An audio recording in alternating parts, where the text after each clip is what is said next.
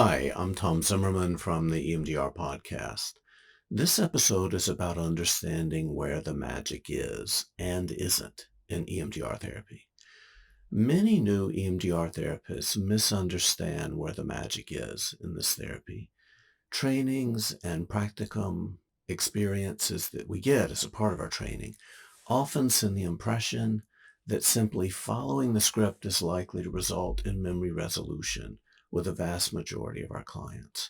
EMDR can be seen as a kind of magic wand that allows us to just go up to any person and dink their memory.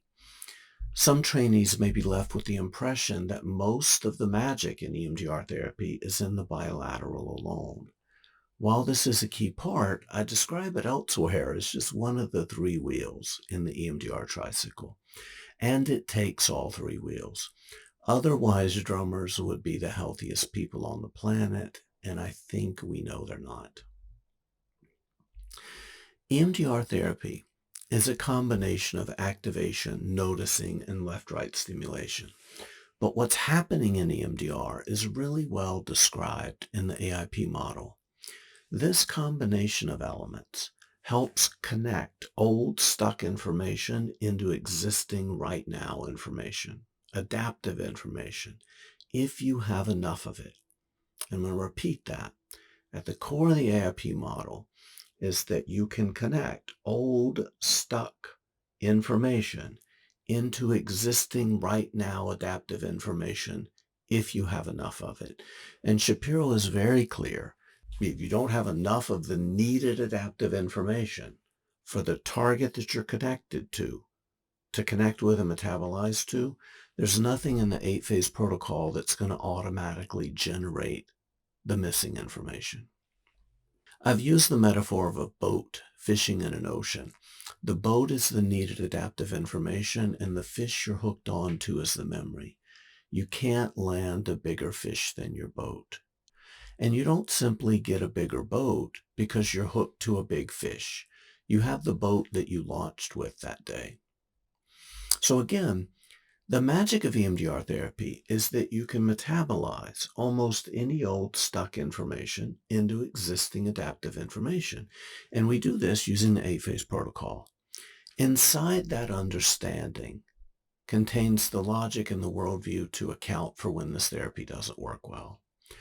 Most of the episodes in this podcast focus on this core understanding of the AIP model. It explains almost everything that's beautiful in working with clients who have adaptive information the size of a cruise ship, and they can land almost every fish in their ocean all at the same time. It also helps explain almost everything that's challenging in working with clients whose adaptive information is the size of a leaky inner tube.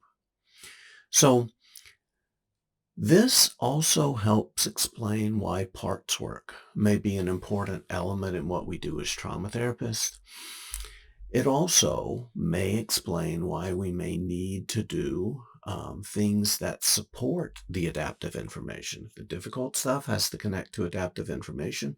And what we know about complex traumas, there's massive trauma and very little adaptive information.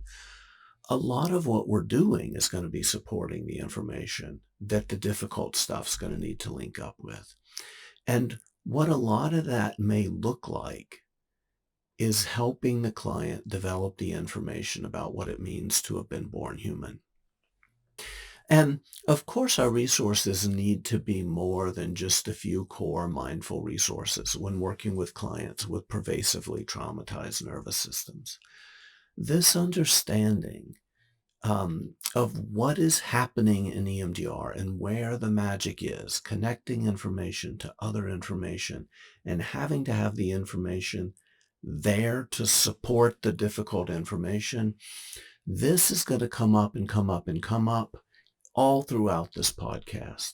And again, I really do think it is a key part of what's going to make you a really good EMDR therapist, because it's going to inform what's going right, it's going to inform what may be wrong, and it's going to imply some very, very clear places where we may need to make accommodations, where we may need to prop up adaptive information, or where simply we may need to grow more of it.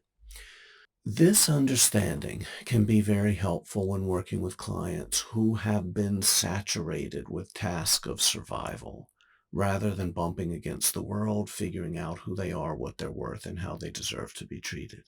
So again, connecting difficult stuff to adaptive information when you have an enormous amount of the needed adaptive information is really easy. Connecting enormous amounts of difficult information into small, small pieces of adaptive information, it just is a challenge. It is. So again, hopefully you're going to find a lot of things that you need in this podcast. Thanks for listening to this little piece of it. Um, and thank you for all the work that you do. Be in touch and let me know what you'd like to hear about or learn about next. Thanks.